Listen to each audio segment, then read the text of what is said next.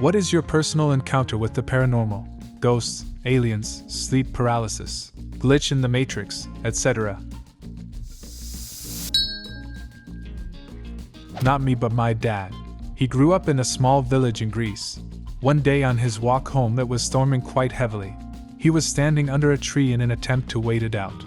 As he's waiting, he's approached by a slow old woman who he'd never seen before. She had an umbrella in one hand and a walking stick in the other. She asks him, "What are you doing?" He says, "I'm waiting out the storm so I can go home. I don't want to catch a cold." She tells him, "You have a long life ahead of you. I would risk catching a cold if I were you." And with that, she starts to slowly walk down the street and out of sight. My dad waits for a few more minutes and takes her advice. He starts walking home. A few more minutes pass and he hears an explosion. He turns around and sees the tree he was waiting under was hit by lightning and blew up. Frightened, he runs to his home, hoping to bump into the old woman to thank her, but he never saw her again after that encounter. He's convinced she was a paranormal being since he never caught up to her that night, even though she was so slow. He had never seen her in the village before or after that moment, and no one knew who he was referring to when asking around for her. My grandpa had a similar experience. He enlisted in World War II at the very end of the war when he was 17, and during his training he was at a firing range. He was standing off to the side waiting for his turn.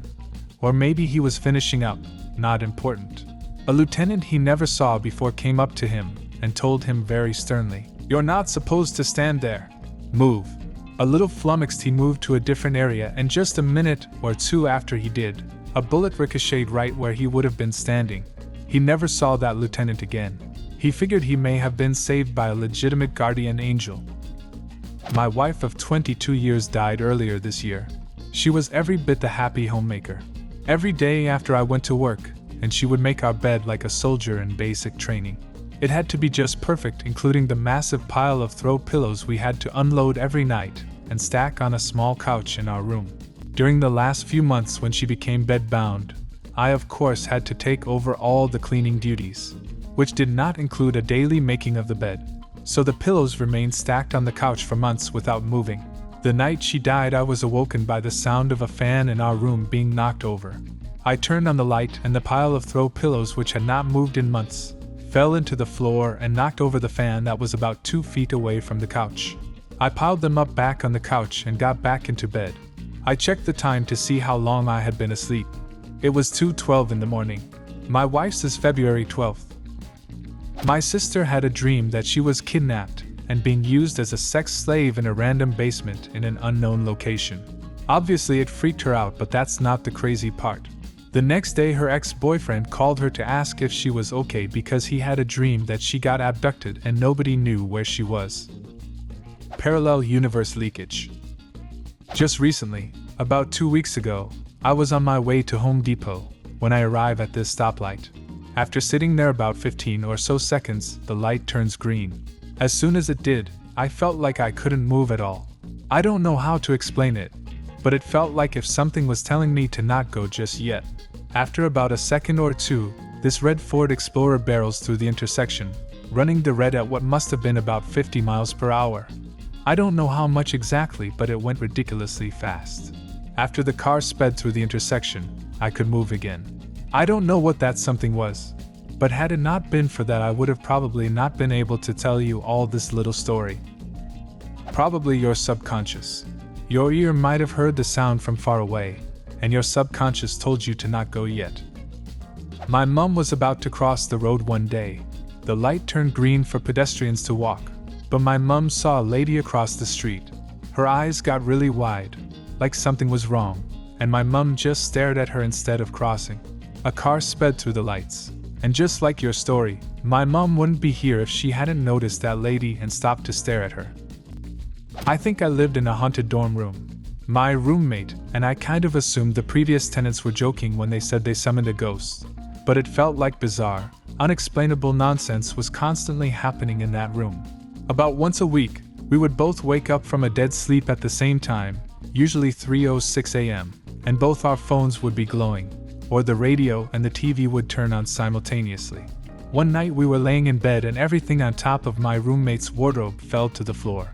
Our toilet water turned red one day and stayed black for like 2 months. Then went back to normal. It was never clogged and kept working just fine. It just looked really off-putting. When we were showering, the shower curtain would get yanked open. Over spring break, I was one of maybe 12 people staying on campus. I woke up one night to loud snoring coming from my roommate's empty bed. I laid as still as I could for what felt like forever until it finally grew quieter and quieter, terrified of what would happen or what I would see if I rolled over. It was constant, and always felt creepy and slightly malicious, like the ghost was just fucking with us. One afternoon though, that changed. I'm not a napper, like at all, but that day I just really needed a nap. I curled up under a blanket at the foot of my bed facing the door.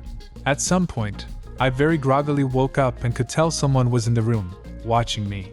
I was scared at first, but when I opened my eyes, I saw the vague outline of my grandpa standing in the doorway. It was like a wave of relief. I felt so safe and comforted by his presence.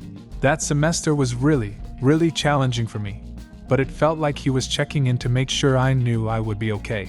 I've never shared that with anyone, because I just knew it was him. There wasn't like cool concrete proof or anything. But all the weird shit from our other ghosty friends stopped after that. When I was little, maybe 5, I would walk into my parents' bedroom to crawl into bed with them. Many times when walking into their room, I would see a young girl in a white dress standing at the foot of their bed. I would be paralyzed with fear. But being young, I don't think I understood what I was seeing. I would take agonizing steps forward until I could crawl into bed and then cover myself completely in their blankets. She never moved, spoke, or acknowledged my presence. She was just there. Growing up, my sister and I were good friends with our neighbor, Matt, who had a dog, Molly. Molly ran away one day, so the 3 of us set out into the nature preserve behind our houses to look for her. Matt's brother, Chris, set out separately. In the preserve is an old dam mill from the 1700s that is rumored to be haunted. When we got to the mill, we saw Chris and the dog on the other side of the river, maybe 30 yards away. "Matt, I got her, I'm bringing her home," Chris yelled. But something didn't feel right, and the 3 of us gave each other that look. We headed home knowing Chris would be a bit behind us since he'd have to go a mile or 2 out of his way to cross the bridge. When we got home, there was Matt's mom and the dog. "She was under the porch the whole time," she said.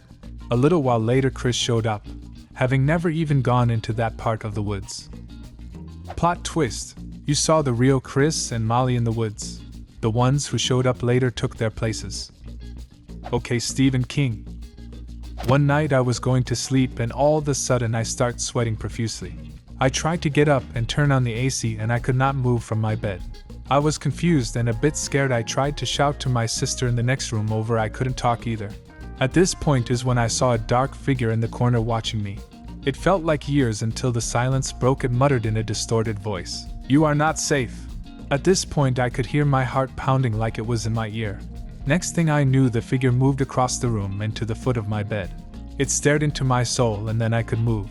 I was soaked in sweat, and that night I did not sleep.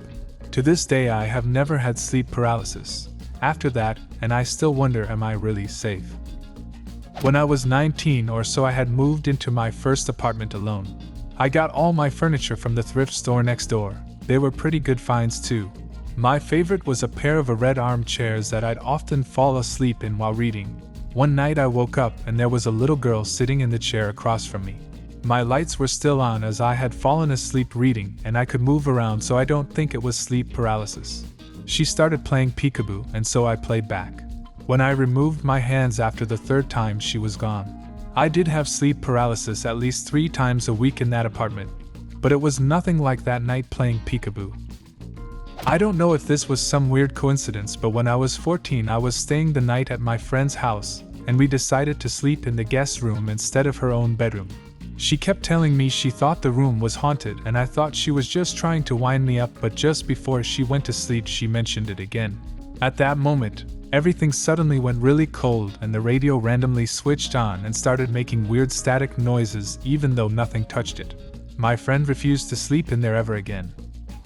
I'd be so dead. I wonder if something happened in the room from prior owners of the house? The house is pretty old, I think, but it's been renovated in a way to make it look half modern, half traditional. However, the bedroom wall had a weird window that viewed into the living room right onto this portrait of a man. probably painted at least 2 centuries ago, who had this really weird look in his eyes, and I remember my friend saying that she felt very uncomfortable looking at it. We joke about the girl who lives in our house. My wife insists that she was a victim of a fire in the schoolhouse in the 1870s that was on our property before the house was built. We've never seen her, but there is the occasional door locked or unlocked, or the errant attic light on, and so forth. Not a presence that is very strong or overbearing. There was one time, though, when my wife was in the kitchen, and I was coming down the stairs, and we both heard, "You're a good girl, Dottie," coming from the living room. Dottie is our dog, Trouble, but a good girl to be sure.